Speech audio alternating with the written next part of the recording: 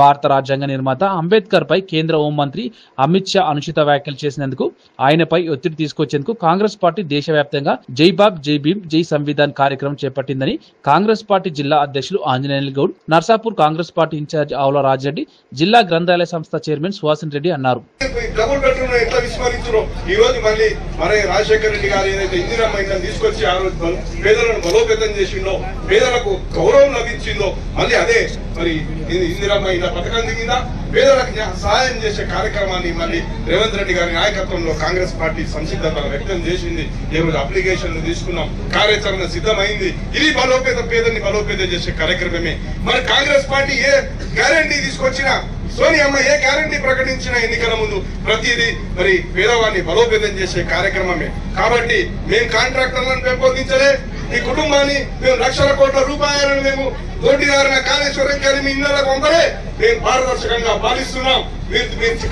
ఖాళీ చేసిన ఖజానాలను ఒక ఆర్థిక క్రమశిక్షణతో పరిపాలిస్తున్నటువంటి ప్రభుత్వం రేవంత్ రెడ్డి గారి ప్రభుత్వం. తెలుసు, ప్రజలు కూడా అర్థం చేసుకుంటున్నారు. ఆర్థిక పరిస్థితి బాగలేదు, అయినా కష్టపడి ఏదో రకంగా పేదవాడిని బలోపేతం చేసే కార్యక్రమం చేస్తున్నారు. ఆ మహాత్ముని రాజ్యాంగం వల్లనే తెలంగాణ సాధించడం. కానీ ఈ రోజు ఎస్కీ వర్గీకరణ బిల్లు మన కాంగ్రెస్ పార్టీ ఈ రోజు విడుదల చేయడం అంటే అది రాజ్యాంగానికి ఉన్న బలం అని చెప్తున్నా. ఇంకొక విషయం చెప్తున్నా, అఖిల భారత కాంగ్రెస్ కమిటీకి ఒక ధైర్యం అయినట్టు మల్లికార్జున్ ఖార్గే గారు తర్వాత అధ్యక్షుడు, రాష్ట్రానికి బీసీ వర్గానికి సంబంధించిన బిడ్డ అధ్యక్షుడు, జిల్లాకి ఒక బీసీ వర్గానికి సంబంధించిన జిల్లా అధ్యక్షుడు కొనసాగుతుందంటే అది కాంగ్రెస్ పార్టీకి, రాజ్యాంగాన్ని పాటించే కాంగ్రెస్ పార్టీకే సాధ్యమవుతుందని చెప్తున్నా. ఒకసారి ఆలోచించనమాట. మీకు అందరికి చేతులు జోడించి నమస్కరిస్తున్నా. అందుకోసానికి నేను ఒకటి విజ్ఞప్తి చేస్తున్నా, కాంగ్రెస్ పార్టీకి ఒక గీత అనేది ఉంటది, అదే భగవద్గీత లాంటిది రాజ్యాంగం.